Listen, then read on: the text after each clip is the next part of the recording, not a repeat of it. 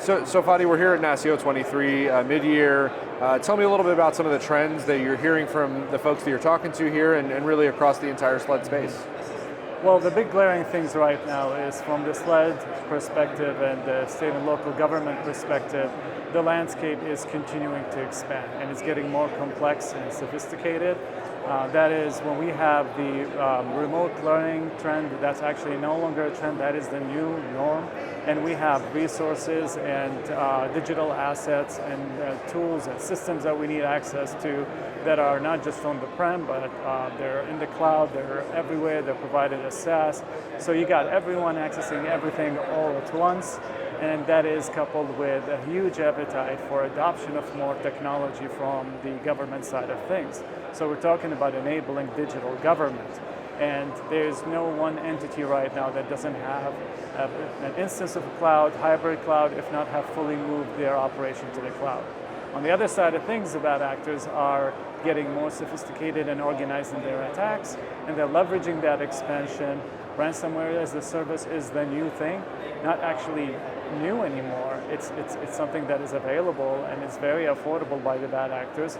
And some of them are just attacking state and local governments just to show and build reputation for themselves. The other issue here that we're seeing is the bad actors are not even bothering to encrypt or hold digital government as hostage. We have a lot of instances where there are backups and they restore the backups, but the bad actors are just getting the copies of the data and doing double and triple and quadruple extortion.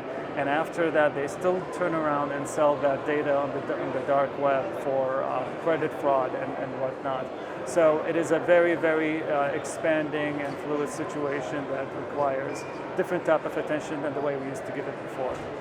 So you talk a little bit about how the bad actors are using some of this emerging technology that we've been seeing at multiple levels across the state and local space for the last couple of years. And I think that sort of pairs up with one of the challenges that we've talked about, which is that state and local governments are slower to embrace that technology. I mean, what are some of the stakes at play if the bad actors are using emerging tech and state and local governments are not?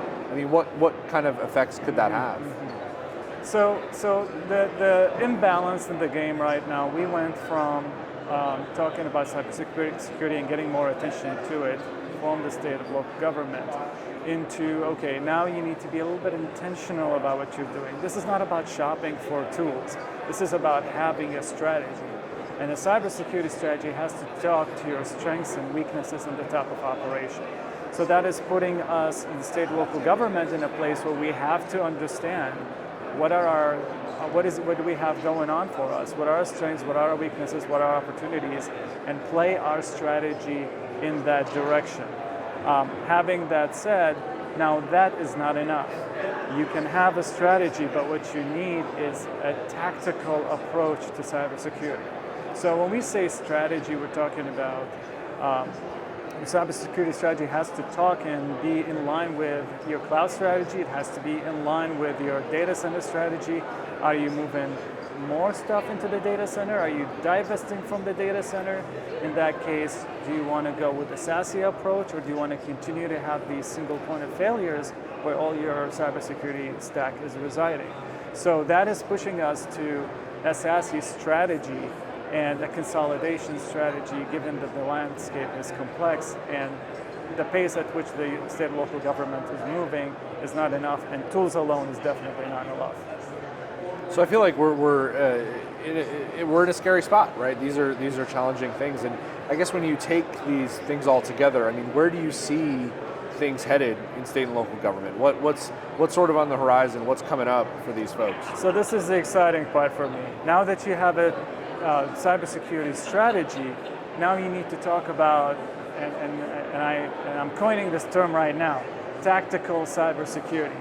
And tactical, strategy is your plan of where you want to go, but the tacticals, that's like your everyday, how are you going to get there, how are you going to implement that plan. And for me, that means unlocking the human element. So let's talk about AI. Let's talk about ChatGPT. We know for sure that the bad actors are automating their attacks and they're leveraging AI. While here in local and state government, what we're doing is we're leveraging people.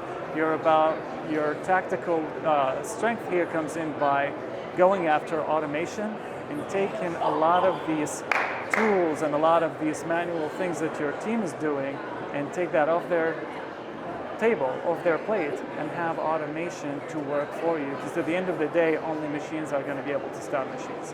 And the other thing that I see being a good tactical game changer is that the first hours of the attack are the most important, and attackers are staying within organizations for months undiscovered, and they move laterally. That's another human element. With the resources available for state and local government, we don't have all these tools, we don't have all these expertise to deal with that. And having incident response teams that are ready, that you can pick up the phone and they can work with your staff, is going to be a huge piece to have on your side, and a multiplier for your staff when you need them the most. And so, that's a lot of really good sort of vision on where we're at and where we're going. What advice do you have for if I'm a CIO of a state, of a city, of a county, what advice do you have for me to make sure that you can start to execute on the things that you're talking about? I would go back to it. Enable your staff, unlock the human element. And that goes in three things. Automate, automate, automate. We used to say, what is the cloud capability for this tool? Now we're saying, can it be automated? That is the most important thing.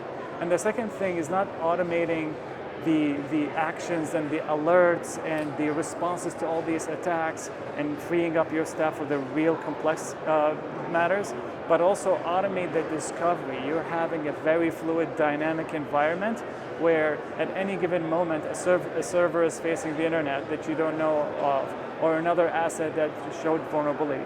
So automating the scanning from the outside to know what you look like from the outside at all times and have that hacker's view. And the third piece is having incident response. Have those experts on your side. There's a lot of offerings on the market that does support that piece, and you get those tabletop exercises, you get those incident response experts on your side, and those are one of the offerings that I definitely recommend for everyone. Within Palo Alto portfolio, we have Unit 42 that does a phenomenal job in supporting you. And again, they all play to the human element, a staff multiplier, because only computers will be able to stop computers. And then finally, sort of pulling this all together. We've talked about strategy. We've talked about your practical advice for what's next. I mean, what are one or two things that CIOs, CTOs, CISOs can be doing to not just respond and be ready for, but to get ahead of some of this stuff? These three things: automation, incident response, and attack surface management. Scan yourself from the outside at all times and let the computers do the work and free up your staff. Okay. Get them off the battlefield on top of the hill and have them observe and manage your risk portfolio.